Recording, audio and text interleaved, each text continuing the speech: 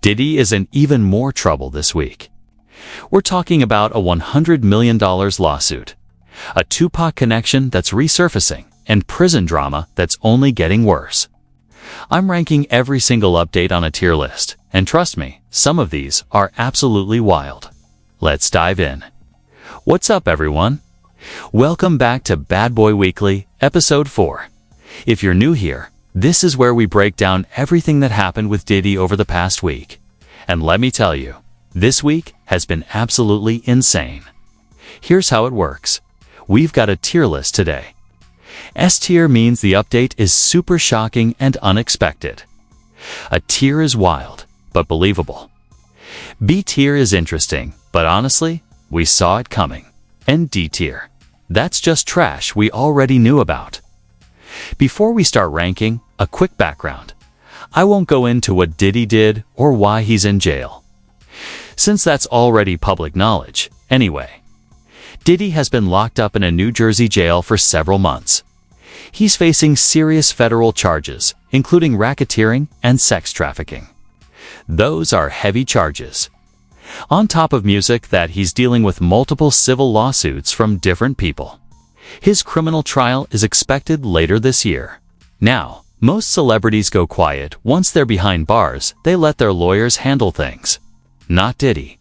Music, though. He's fighting back from jail, filing lawsuits, making statements, and trying to control the narrative. And this past week, it's been absolutely chaotic. So, let's jump into these updates and see where they land on the tier list. First update.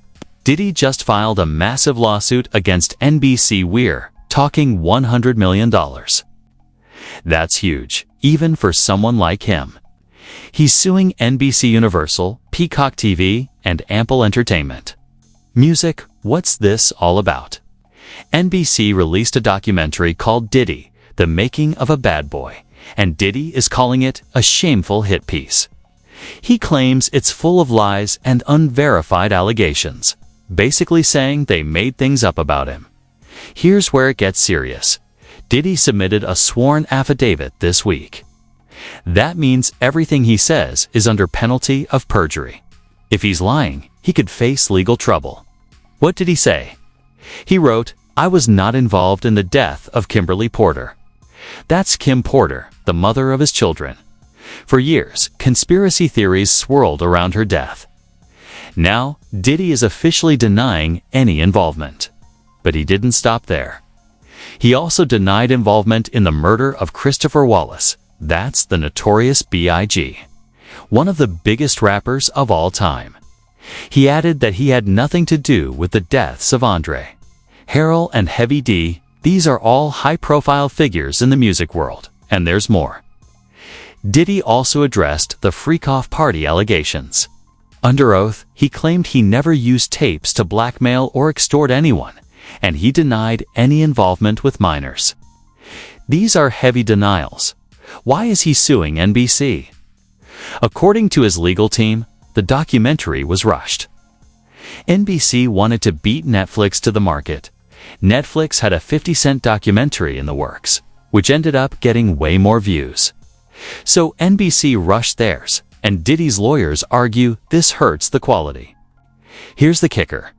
NBC only interviewed 3 sources. They spoke with Jaguar Wright, a YouTuber Gan Deal, Diddy's former bodyguard, and one anonymous person. Diddy's team says that's not nearly enough to substantiate all the claims. They argue NBC didn't fact-check properly, just ran with it to release quickly. The lawsuit also highlights something about Kim Porter's death. The official cause of death was pneumonia, a verified medical fact. But in NBC's documentary, that info only flashes briefly on the screen, while conspiracy theories get far more screen time. Diddy's lawyers argue that's misleading and unfair. So why is this B tier? It's bold that Diddy is fighting back, and those sworn statements are serious business. But honestly, we kind of expected this. He's a billionaire with a legal team. Of course he's going to respond to documentaries that paint him negatively. So yes, B tier interesting, but not shocking. Now, let's move on to something much heavier. A man named Steve Otis filed a lawsuit with one of the most explosive quotes I've seen in any case. This allegedly happened back in 2012 at a Midtown Manhattan hotel. According to Otis, after being assaulted, Diddy threatened him. Here's the quote: "I'm not effing playing with you. If I can get Pac hit, what the F do you think can happen to you?" Let me repeat that. If I can get Pac hit. Pac, as in Tupac Shakur, one of the greatest rappers ever. Murdered in 1996, the lawsuit treats this as a major admission, not casual street talk. Lawyers claim it shows Diddy had the power and connections to arrange high-profile murders, essentially a confession. Otis says he waited over a decade to come forward because he feared for his life. Only after Diddy was jailed did he feel safe filing this lawsuit. Imagine living in fear for over 10 years, according to the lawsuit. That night, in 2012, Otis was drugged. Diddy allegedly gave him a water bottle that left him completely disoriented, unable to think clearly or resist what happened next. The lawsuit describes something disturbing. Diddy allegedly forced Otis to perform sexual acts on a female companion while Diddy watched. Lawyers call this a gender-based pattern of domination, meaning Diddy allegedly wanted to control and humiliate both people simultaneously. When Otis tried to escape to the bathroom, Diddy followed him. Allegedly, he pinned Otis against the wall and assaulted him for several minutes while Otis screamed no. This left him with long-term physical and psychological trauma. The threats didn't stop there. In 2014, Otis left a comment on Diddy's Instagram, and soon after, he began receiving death threats from the Cowboys for Angels escort agency, which had originally set up the meeting. The agency's boss, Garon James, allegedly warned Otis that Diddy could make people disappear. A few weeks later, another escort relayed a message from Diddy himself: "I will kill you." That's why Otis stayed silent for so long. Why is this a tier instead of S tier? We've heard rumors linking Diddy to Tupac's death for years, but this is the first time it's appearing in a sworn legal document, with someone claiming Diddy directly said it. This isn't gossip anymore. This is court papers under oath, and if it goes to trial, Otis will have to testify. That makes it far more serious. It's wild, believable, and escalates what we already suspected. Let's dig deeper. Otis was booked through Cowboys for Angels, a male escort service Diddy allegedly used frequently. The boss, Garon James, apparently prepared Otis for the meeting, telling him to obey Diddy, stay silent, and remember Diddy's power to make or break careers. That's a lot of pressure before even entering the hotel suite. Once inside, things went wrong fast. After drinking the spiked water, Otis felt fuzzy, out of it, and unable to think clearly. Then came the baby oil. And honestly, guys, I'm tired of hearing about baby oil in these lawsuits, but here we are. Allegedly, Diddy rubbed baby oil all over Otis' body. Otis knew something was wrong, but couldn't resist due to the drugs. The lawyers describe what happened next as a reclamation ritual. Diddy allegedly forced Otis to have unprotected sex with a female companion while he watched. Diddy watched the whole thing. Then, after it was over, he needed to assert his dominance over both of them. That's when Otis tried to escape to the bathroom, but Diddy followed him. According to the lawsuit, Diddy said, "Let's turn up." Then he grabbed Otis and assaulted him. The papers say Otis was pinned against the wall, completely unable to get away, screaming "no" over and over. This allegedly went on for 4 to 5 minutes. The lawsuit describes Otis in pure agony. Afterward, Diddy made that shocking Tupac threat, and Otis left traumatized and terrified. Here's what's wild about this. It's Cowboys for Angels situation. This wasn't some random hookup service. This was an organized system. Garon James, the boss, was clearly working with Diddy. He prepped these men, telling them to stay quiet and reminding them of Diddy's influence. And here's the kicker. Cowboys for Angels is still running today. You can literally go to their website and book escorts in multiple cities: New York, Miami, Los Angeles, Houston, Atlanta, and more. This is a full-blown business that's still operating. The lawsuit paints a picture of a dark power dynamic. Either Garon James had Diddy under his control, or maybe it was the other way around. Diddy had the money and influence. James had access to men. Together, according to the allegations, it created a really disturbing business relationship. Why is this B tier? Honestly, after everything we've learned about Diddy over the past year, this type of story isn't shocking anymore. Similar lawsuits and allegations have surfaced before. The pattern is clear. So while this is disturbing and important, it's sadly becoming expected. That's why it lands at B tier. Alright, this next one's tough. A blind item just dropped about Justin Bieber and his time around Diddy. Now, remember, blind items aren't confirmed, they're essentially rumors. Take this with a grain of salt. But I still have to discuss it because of the implications. This blind item was posted by someone named Stephanie on TikTok.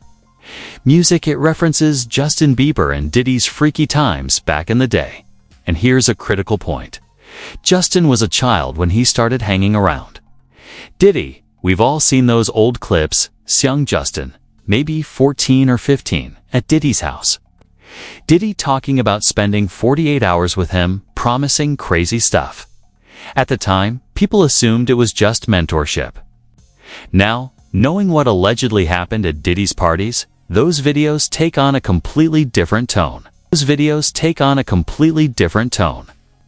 The blind item implies there was inappropriate behavior during Justin's early career. It doesn't give specifics, which is why it's a blind item. But the implication is clear and disturbing. Why is this a tier? Any allegation involving a minor automatically jumps the severity. Children can't consent, period. If anything here is true, it's one of the most serious allegations possible.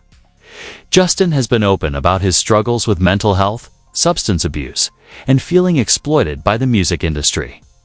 I'm not saying these are definitively linked to Diddy, but the timeline is concerning. Another reason this hits a tier. Justin has stayed completely silent. He hasn't defended Diddy, and he hasn't publicly condemned him. That silence alone raises questions. Look, I hope this blind item is false, I really do.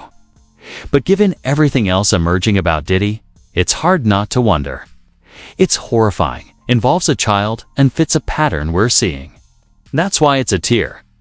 Moving on, let's talk about Diddy's famous white parties.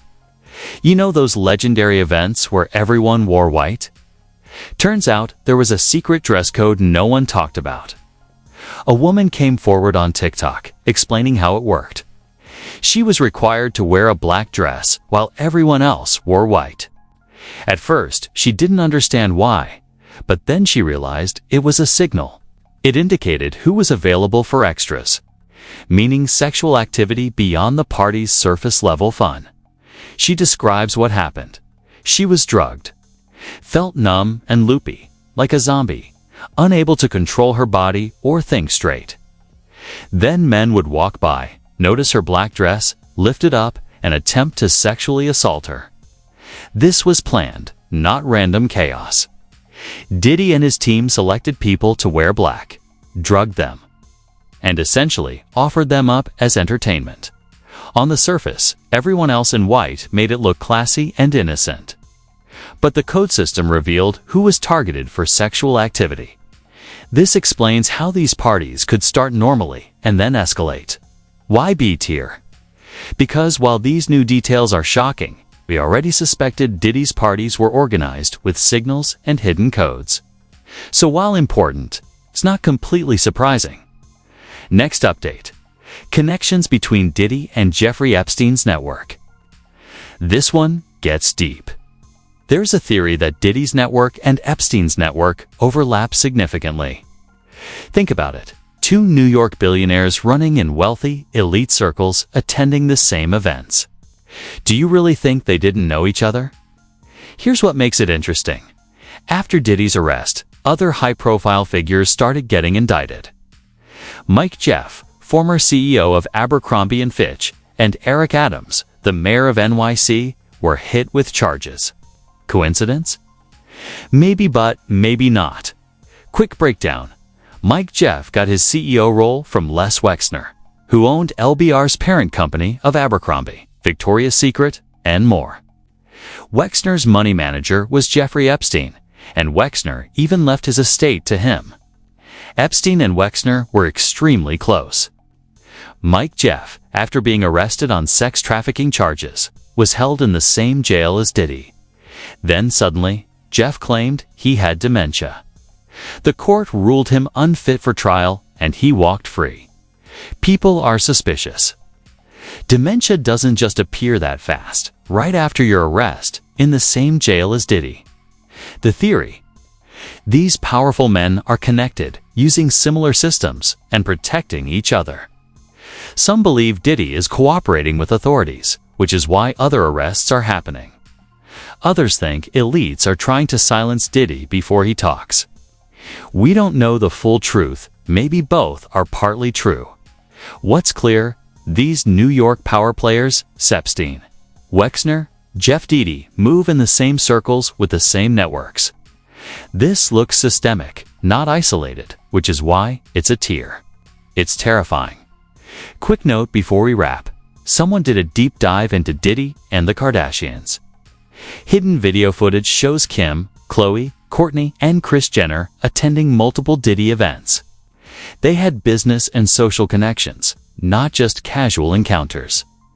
Now, knowing what allegedly happened at Diddy's parties, the drugs, the assaults, the freak-offs, the question is, what did the Kardashians see? What did they know? They've stayed silent, neither defending nor condemning him. For a family who usually comments on everything, their silence is loud. Did they know and benefit from staying quiet? Did they leave before things got dark? We don't know, but the evidence raises questions. This is a tiered Alleyville update because the video was hard to find, suggesting someone tried to bury it, and their silence is suspicious. Last quick one, Diddy got into trouble in prison.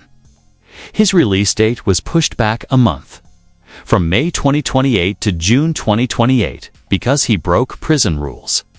He made a three-way call with his lawyer and a PR rep to draft a statement for the New York Times. Music three-way calls aren't allowed prison rules. Only permit direct calls to lawyers, as punishment. He lost phone and commissary privileges for 90 days. No phone calls, no buying snacks or other items. Why D tier? Because this is classic Diddy behavior. He spent his life controlling his image, of course. He's going to push boundaries, even in prison. No surprises here. It's not shocking.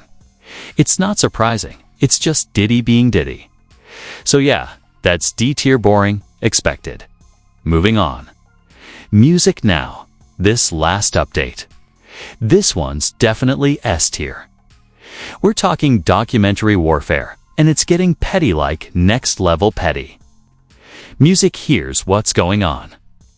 Diddy's name is trending because the Alexander brothers are currently on trial for sex trafficking charges. And guess what? They're using the same elite defense team that represented Diddy last year. That's wild in itself, shows how these top lawyers stick together for high-profile cases. But that's not the S-tier part. The S-tier moment is this. Diddy's sons, Justin and Christian Combs, are making their own documentary. Yep, it's supposed to drop later this year, and the goal is to set the record straight about their dad. Okay, that's bold, but kind of expected. Here's where it gets insane. They're also making a documentary about 50 Cent. That's right. 50 Cent made a doc about Diddy that racked up millions of views, and now Diddy's family is doing the same to him. It's revenge, retaliation, documentary style. This isn't just lawsuits anymore. This is full-blown media warfare. Netflix budgets, grown men, family feuds, all through documentaries. I love it, I hate it. But I also love it. Music. This is the kind of petty drama you literally cannot make up. Families using documentaries as weapons sits next-level chaos. That's why I'm putting this S tier. Nobody saw this coming. Legal battles? Sure, more allegations, expected. But documentary versus documentary with this level of petty. That's peak entertainment right there. Alright guys, that's it. We just went through every major Diddy update from this week music and ranked them on our tier list. Now it's your turn. Let me know in the comments which updates shocked you the most. Do you agree with my rankings? Think something should be higher or lower? Tell me why. I love reading your thoughts. Next week's episode is going to be just as wild. The trial date is getting closer and more information keeps dropping. I'll see you then. Stay safe out there. Stay safe out there.